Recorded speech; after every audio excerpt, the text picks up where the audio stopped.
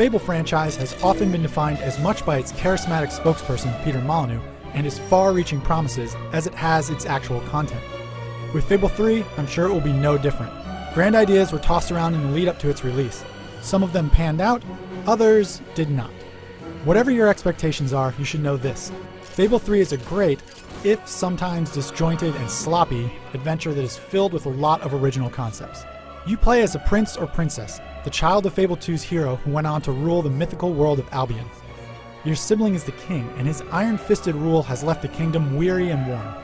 Through Fable 3, you'll work to win allies and ultimately overthrow your brother, before taking control as ruler yourself. That part at the end is a fantastic climax.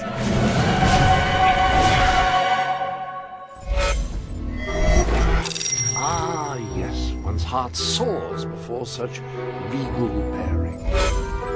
The world of Albion is a lot of fun to explore, especially if you've played past Fable games. The setting is 50 years past Fable 2, bringing Albion into the Industrial Age, and the world has changed.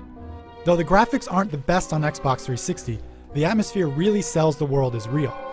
Everything is presented with a tongue-in-cheek British style of humor, one part slapstick and one part dark comedy. There is a ton of voice acting here, and the majority of it is very high quality.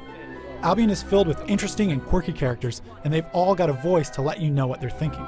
Easily the most impressive part of the presentation is how friendly Lionhead has made Fable 3. Everything is streamlined and simplified, which means less time fiddling with options and more time just playing the game. The breadcrumb trail is back, though it is a little buggy. Building on this concept of accessibility, the developers almost entirely did away with menus, replacing them with 3D interactive objects. The map is a particular high point and a huge improvement over Fable 2.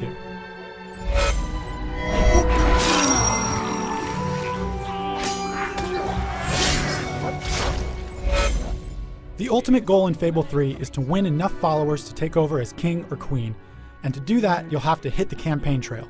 Heroic deeds, such as completing quests, will get you far, but you can also do it the old-fashioned way by pounding the pavement and shaking hands. Congratulations! Living out among the people has paid off! Certain main quests must be completed to finish the game, and you'll have to make campaign promises to important people, but you're afforded an incredible amount of flexibility in how you want to go about playing the game. The great strength and occasional weakness of Fable 3 is that the whole world operates on a simulation. On the one hand, it means there's a phenomenal amount of freedom to be good or evil. On the flip side, you occasionally wind up with voices overrunning each other, bugs, or generally nonsensical situations. Hi there, Majesty. How can I help? Fable 3's quest design ranges from story-heavy adventures to simple fetch quests, though a surprising number of side quests are a lot of fun and fully fleshed out. Like past Fable games, there is plenty to collect here, adding many hours to the base game. The combat system, like everything else in Fable 3, is streamlined and friendly. You'll level up your skills and find new weapons and spells as you progress, but the base mechanics remain the same one-button setup. As simple as everything is, I found it to be a lot of fun, mostly thanks to the epic finishing moves that you occasionally whip out. The most interesting part of Fable 3 is the challenge it presented. The game itself is incredibly easy. You'll very likely make it straight through without ever falling in battle. The challenging part comes at the end when you become king and are faced with real decisions and very real consequences.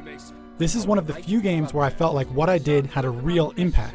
Aurora is part of your kingdom now, and I ask that you grant us protection. Build a desert outpost that can warn my people should the crawler attack. Aurora is under our protection. It is our duty to build this outpost. The king's decision is final. That emotional experience isn't quite all there, however. Fable 3 is an odd game in that it feels like two separate experiences slapped together.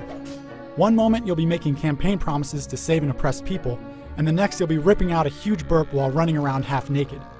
It feels disjointed, to say the least. It's possible to overlook these shortcomings in the name of fun, which is ultimately what Fable 3 excels at, especially if you have Xbox Live. The co-op game, playable online or off, is much improved over Fable 2, which means that it's actually enjoyable. You can even marry your own online friend. Achievement unlocked.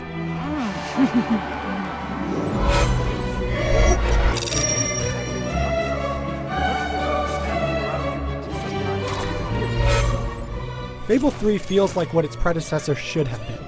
It's streamlined and friendly, offers tough decisions, and lets you play however you like. A few bugs and a two-faced game design sometimes get in the way of the emotional moments,